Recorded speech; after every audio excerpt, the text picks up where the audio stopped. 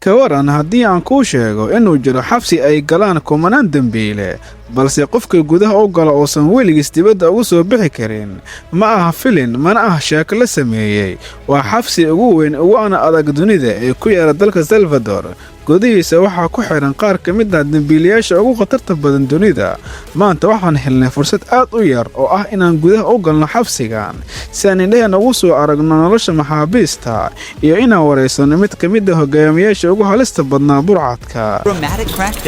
safarkeennu wuxuu ka bilowday bannaanka magaalada halkaas uu ku yaalo xabsi ugu adag dunida markii aan ku sii dhowaanay waxaa naga hor yimid bar kontarool oo aad u badan oo ay joogaan ilaalo hubaysan gelitaanka qof walba looma ogola waxayna ugu qaadataa annaga muddo bil ah inaan helno ogolaasho gaar ah aan gudaha u galno xabsigan laakiin taasi waxay ahayd bilowga oo keliya inta aan tilaabo kala qaadin waxaa nagula amray inaan ka tagno dhammaan alaabadeena taleefanada saacadaha iyo wax kasta oo aan wadanay keliya waxaa nala ogolaaday inaan gudaha ula galno kaamirada iyo mikrofoonka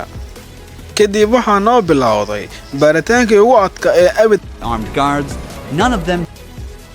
waxaa nala mariyey qalab casri ah oo baaraya jirka oo dhan xitaa lafaha jirka qofka wuxuu ku qarin karo ilaa gudihiisa oo dhan askarta waxa ay hubiyeen kabaheena siisaanadeena iyo faraantiyadeena hal qalad oo yar ayaa ku filan in laga celiyo albaabka ku dhawaad saacad kadib ugu dambeyn waxaan ka gudubnay albaabkii ugu dambeeyay laakiin waxaan ugu sugayay gudaha waxa ay ahaayeen wax cabsi badan oo dhammaan baaritaanadii aan soo marnay ka sii daran ugu dambeyn albaabkii weynaa ayaa furmay daqiiqado yar kadib waxaan galnay gudaha xabsiga ay ku xiran yihiin kumanaan ka mid ah dembiilayaasha ugu halista badan dunida wax yar markii aan gudaha u soconnay waxaan aragnay wax aan weligay hore u arag kumanaan maxbuus ayaa saf u fadhiya oo gudaha qolal waaweyn ku fadhiya iyaga oo dhammaantooda indhahooda nagu soo jeediyey hal elbiriqsi gudahiis waxa aan dareemay qof walba waxa uu dareemay xabsi aad u weyn laakiin jawiga wuxuu ahaa mid aad u aamusan cabsida ka muuqatay halkaas ayaa wax walba ka hadlaysay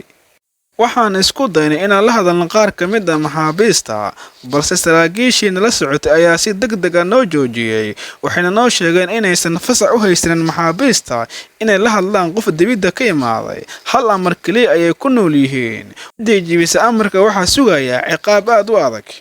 markii aan sii soconay waxaan ogaanay intani aysan ahayn xabsi caadi ah qof kasta oo halkaana la keeno waxaa la sheegay inuusan mar daba dib xudhis uusan u heli doonin cimriga wax ku furtay weeyaan laakiin waxaa runtii naga yaabay wuxuu ahaa sida ay u nool yihiin maalin kasta halkani markii aan ku sii dhex soconay xabsiga waxaan bilownay inaan aragno nolosha dhabta ee maxaabiistan hal qol waxaa ku wada nool ilaa 80 qof mararka qaarna tiradu way ka badan kartaa mid kasta wuxuu haystaa meel yar oo aad ciriiri u ah oo ku seexdo maalin kasta sariiraha waa bir adag ma jiraan joorad iyo barkamo raaxa leh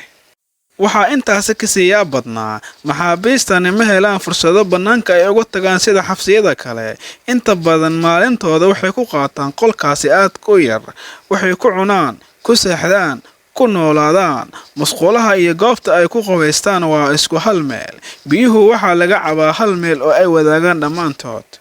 laakiin hal arrin ayaa naga yaabisay nalalka gudaha xabsiga lama damiyo habeen iyo maalin saraakiishu waxay noo sheegeen in sababtu ay tahay in maxaabiis joogtaa loola socdo taasi micnaheedu waa in qaar ka badan oo ay hurdo ku seexdaan iyagoo indhaha maro ku daboolaya si ay ugu baxsadaan iftiinka joogtada ah si kastaba ha ahaatee xaaladda adag ee xabsiga ma ahayn oo keliya waxay indhaheena qabteen markii aan eegnay maxaabiista waxaan aragnay calaamado jirkooda ku sawiran oo sheegaya sheekooyin khatar badan wixii aan ka filin in ka badan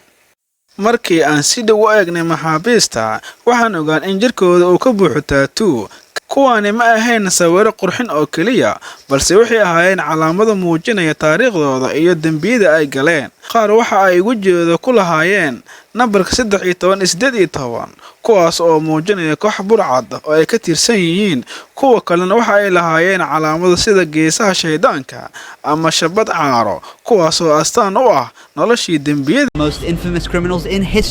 laakiin taatuuga ugu naxtida badan wuxuu ahaa ilmada wejiga ku sawiran. Saraakiisha waxay noo sheegeen in calaamadan ay tilmaamayso inuu qofka dil geystay. Mararka qaarna waxay tilmaamaysaa inuu qofka dil geystay taasoo dadka u dili aansan tiro lagu xisaabi karin. intii aan sii daawanaynay waxaan isweydiinay hal su'aal: sidee qof bilaadan ugu dambeyn kara nolosha sidaan u adag? Si aan jawaabtaas u helno, waxaan fursad u helnay mid ka mid ah dambiilayaasha oo ka mid ah hogaamiyaasha ugu halista badnaa burcadka. daqiiqado yar kadib waxaana la horkeenay nin ay maxaabiista ugu yeeraan Pacho, wuxuuna ka tirsanaa ururka ugu halista badan burcadka ee MS-13. waxaana la sheegay inuu sanado badan ku qaatay nolol ay ku hareeraysan tahay rabshado iyo dilal badan. waxa ayna weydiinay su'aashii ugu horeysay: sidee aad halkan ku soo gashay nolosha noocan ah? wuxuuna noo sheegay in go'aanka yaraantiisa uu qaatay ay maanta ku reebtay meel uusan weligiis ka bixi doonin. markii aan weydiinay inuu qof dilay, jawaabtu waxay ahayd inuu noo sheegay in tirada ay ka badan tahay 10 ilaa iyo 50 qof. markii aan wax ka weydiinay qoyskiisa, codkiisa wuu isbedelay. wuxuuna sheegay inuu wiilkiisa ahaa markuu arkay 5 jir, maantan uu yahay nin aad u weyn. wuxuuna qirtay inuusan weligiis arki doonin fursad noocaas oo kale ah. ugu dambeyn wuxuu fariin u diray dhalinyarada, wuxuuna ku yiri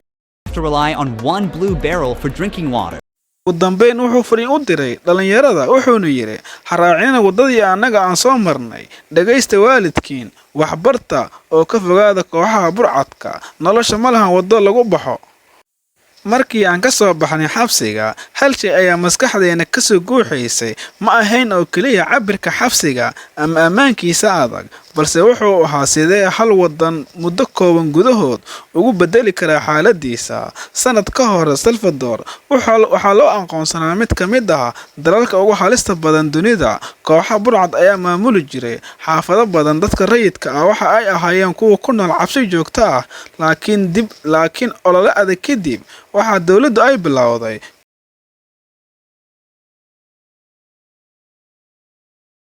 olole adag ay dowladdu bilowday. waxaa la soo xiray kumanaan ka mid ah burcadkii ugu halista badnaa dalka qasayay. si kastaba ha ahaatee, tillaabooyinkan waxa ay dhaliyaan dood weyn. dad badan waxa ay ku tilmaameen guul soo hoyatay amniga dalka, hal kuwa kalena ay ka walaacsan yihiin in dad badan aan wax galabsanin ay xabsiga iskaga jiraan dambiil la'aan, iyagoo aan fursad u helin inay isdifaacaan.